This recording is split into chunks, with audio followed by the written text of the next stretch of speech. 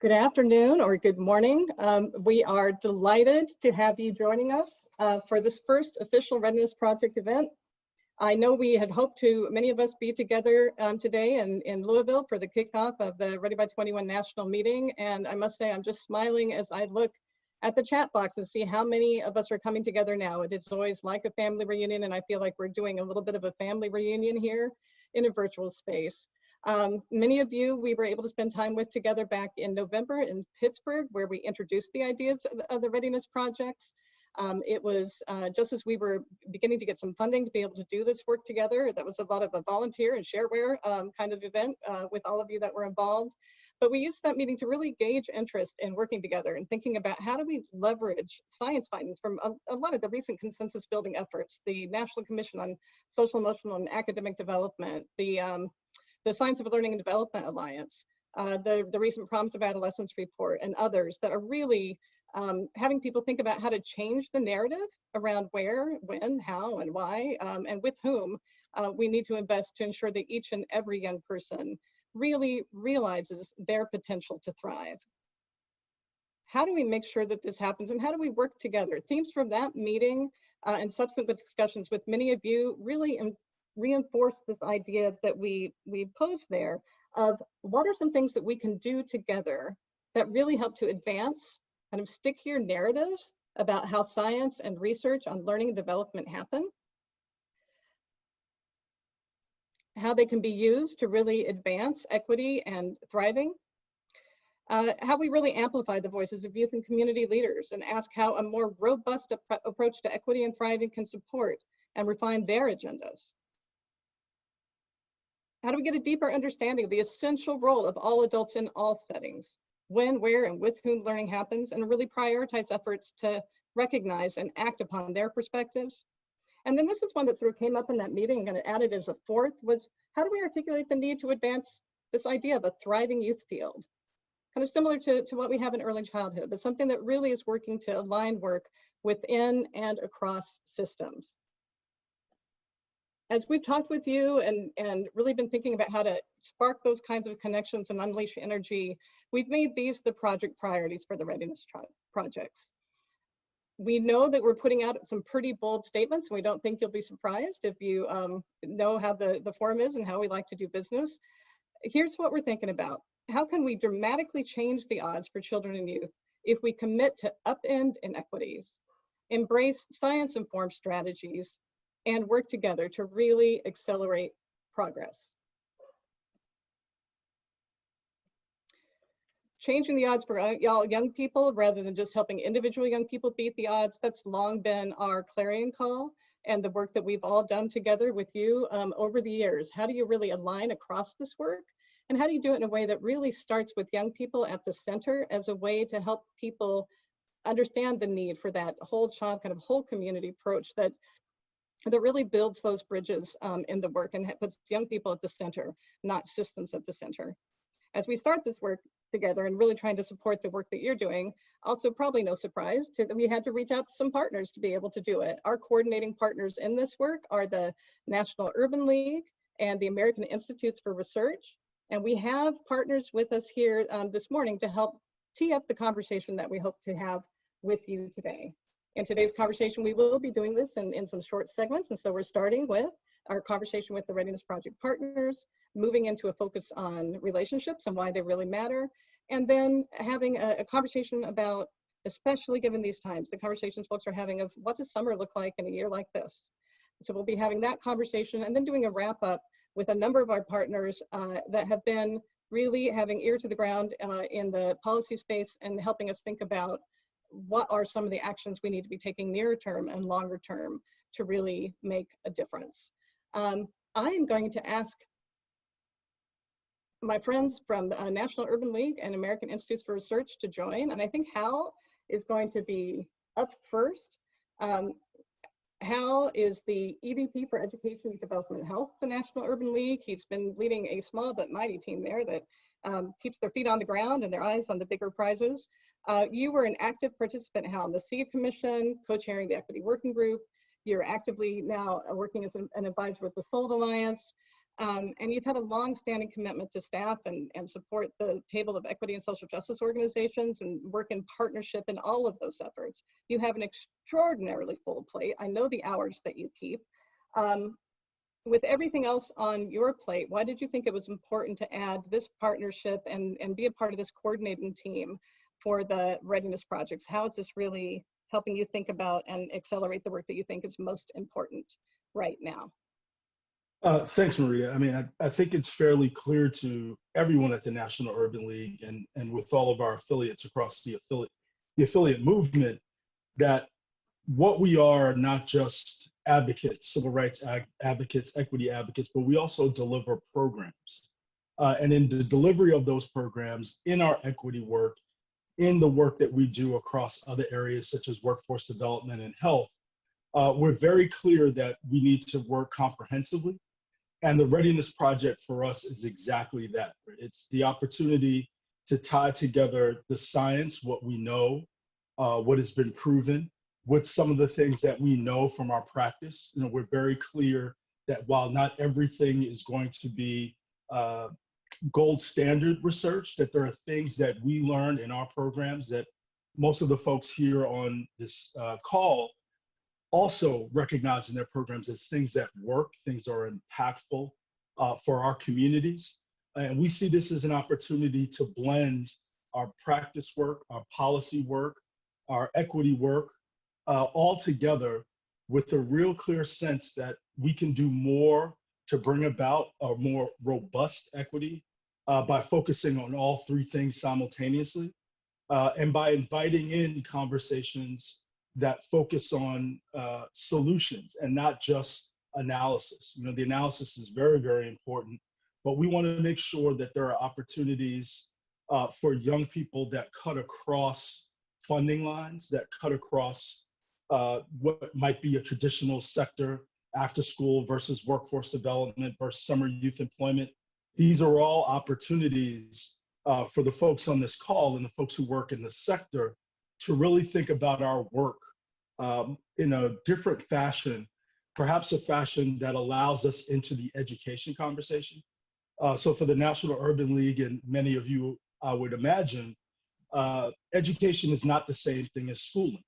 So teaching and learning wherever it takes place is what we're focused on, including the adult learning, the people that work most closely with young people, the kinds of things we need to do to help prepare those workers, the kinds of things we need to do, support them in process, in addition to the things that we need to do with and alongside young people to build their agency, their thriving, and that we alone are in this sector focused on these kinds of things that can work comprehensively and across these lines, mostly artificial lines, in order to accomplish our work. The last thing I'll say is, you know, we are all spending our time focused on the problems, right? The inequities that affect us now and that have been exacerbated exponentially during this time.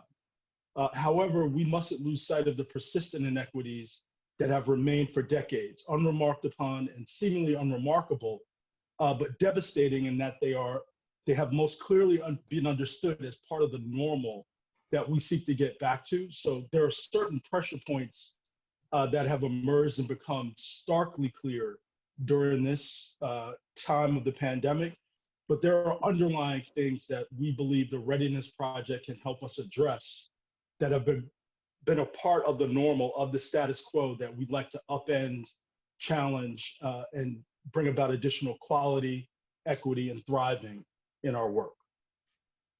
And if there's ever a time to think about how to upend things, now it's bringing this into such stark relief that we are so glad to be in partnership together with you. I know you were talking about the kind of connections across all of your work in the visual that we have up on the screen right now, in terms of that kind of broader ecosystem and really all the places that young people kind of need to navigate in their daily lives.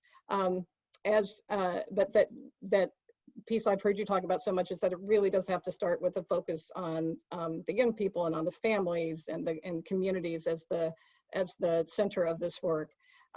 I'm wondering as we bring David on, if David, you can talk to us also about how how your work is sort of bridging across these different areas, and why you think this is essential for the work there that you do at American Institutes for Research. I know that you have been connected for years to this work. I'm not going to call out how long, but you've authored some incredible pieces that have really helped us all think differently about how to keep young people at the center. I also know that you're having some technical challenges today, and so you're joining us via phone, and we're going to see if we can hear you and clearly and well right now. Your colleague Deb Roney's ready to step in if we have a challenge. But welcome, David. And if you could speak to the other version of that 4 quadrants view that we had there just a moment ago. I will be happy to. So I hope I'm being heard right now. I am really so excited to be with everybody and to work with the forum and with the National Urban League. I just echo the things that we've heard already. And I do so in part because of the fact that though I would have used different words at different times, my whole life career has been about robust thriving and robust equity and how that can ultimately contribute to transformative learning. And, you know, people see AIR or me in one place. I've actually worked alone, but with my AIR colleagues in and across all 4 of those quadrants. So let me just give you an example. If we start on the left with education, I had the good fortune with a lot of people to lead national centers, including National Center on Safe Supportive Learning Environments. In terms of, if we go down to safety and those children who are not necessarily made safe by how we treat them, that I lead centers and do research and work regarding young people who are both in the child welfare system and in the juvenile justice system. And if we go between safety and basic service, so with the green, led centers, and we are still doing lots of work that in communities that relate to issues of children and youth mental health and transitions, opportunity youth, and dealing with issues of trauma. That if I go up to, again, between green and we're now up to the yellow, that I've had the really good fortune of working with families and youth and justice organizations regarding the pipeline to prison. And a lot of this work comes together because that AR supports the interagency working group and youth programs. And I'm so thrilled to work with Deb and colleagues because of the fact that they really are doing work in the out-of-school space that I used to work in. It's so important to me. And we're poised to synthesize, translate the science findings of the SOLD learnings and other work so that they can be used in out-of-school time and also in all the other systems. And what I know is one of the persons who had the good fortune of synthesizing a lot of the work is whenever people apply work in their own context and practice, we learn new things and it has to be adapted. So that our job is not just putting things out, but to help translate in ways that work for people and at the same time learn more from. Rita said the nature of the work in the SOLD finds is that it's by people, and SOLD is about whole young people being supported by whole adults who are hopefully thriving communities, as always Howe said, they are not necessarily, and as we know, who are part of a world that we're interdependent with. So thank you for letting us participate with you. Thank you, David. And I think I made out at the end, it started to get a little choppy to the end there, but it's about whole children, whole people, whole communities, and it really is at the center of this work. I'm going to ask Karen. You got it. Karen Pittman, co-founder at the Forum for Youth Investment, to chime in and say why the forum was working, continue to work to get this group of folks together. Great, thanks, Rita, and I will be brief. I think the folks on the phone that know the forum know our commitment to readiness. We've been having the Ready by 21 national meeting, which unfortunately we're not together at this year, and have talked about the importance of moving from completeness to readiness, moving from equality to equity, moving from access to quality. I think the readiness projects and the wonderful work that we've been doing in partnership with Hal at the National Urban League and his team, with David and Deb and their team, through both the seed work and now the SOLD Commission, the SOLD Alliance, has really helped us understand that we have to actually take things further to talk about thriving, to talk about robust equity, and come back to really push on this definition of equity, not as a compartmentalized definition, but one that really cuts across all the domains in which young people and adults spend their time, and then to really double down on what we mean by learning and development. So if we can go to that next slide to play with those. When we were with the commission, our focus was really to push in on this idea of where and when learning happens. And I think we were successful, thanks to a lot of you all on this call, at really getting that idea across, that we have to think about all adults in all settings, that the science is compelling us to have a fuller view of the contexts in which young people spend their time, and the power of the relationships that they have with those adults in those contexts and with young adults and peers in those contexts. So we were really fortunate to sort of begin to broaden that conversation to talk about not just how learning happens, but where and when learning happens. But now as we move on to really sort of think about what we can do to upend inequity as a part of this readiness projects, working with our coordinating partners, we're really pushing on these ideas, this idea of learning and equity and thriving and how it connects. So let's take a second to just think about how they connect. We can go to the next slide. We've got this idea of not just learning, but transformative learning. And I know a lot of the folks on the phone, Castle and others, are really pushing us beyond how do we talk about making sure young people have social emotional skills and competencies, to how do we make sure that they're using and understand the importance of having those skills and competencies as their way of actually enabling themselves to get towards thriving, to get towards an integrated identity, as Camille Farrington talks about, to get towards this full sense of agency. So as we're bringing in this concept and these ideas about learning and development, we want to make sure that we're pushing us towards a definition of learning that really is youth-centered and youth-empowered. The same is also true on that equity side. We often talk about educational equity or race equity or economic equity.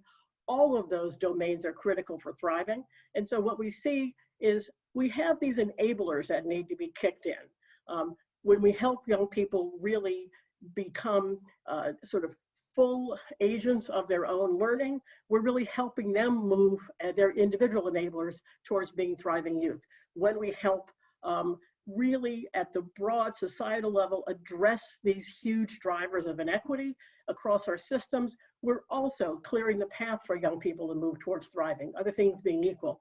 But the place where we have an opportunity to dig in because of the science of learning and development, the science of adolescence, is to actually connect the two, to connect robust equity to transformative learning by making sure that the settings where young people spend their time are really vibrant, important, supportive, and we're going to go on to talk about that for the rest of the session. So we've been working with and have the fortune of working now with the SOLD Alliance, and in particular with Turnaround for Children. And so this idea of what optimal learning looks like is so important. And those of you who've heard us, any of us over the past year, have heard about the blue wheel. And so we're going to go right into this idea of what does it take to optimize learning and development? And if we can get the blue wheel up on the slide, we see that the idea is that we have to start with positive developmental relationships. That's really where the game changer is. We start there, then we make sure that the environments are filled with safety and belonging, and we check in with young people to make sure that they feel safe in their belonging, because that's not always an assumption. We add in integrated supports. Then we move on through to make sure that we're helping them develop these skills, critical skills, mindsets, and habits through the insertion of rich instructional experiences of all kinds. And so what's really been useful in the couple of, the year plus since the SEED Commission is being a part of a context of folks who are really helping us understand that while focusing in on social and emotional learning and social and emotional skill building is critically important, and is especially important to making sure that's integrated into academics in schools, we have to double down on this idea of starting with relationships, that these are the non-negotiables, and that if the settings where young people spend their time aren't really sort of in the green or in the blue, in this case, in all of these places, we'll have a challenge.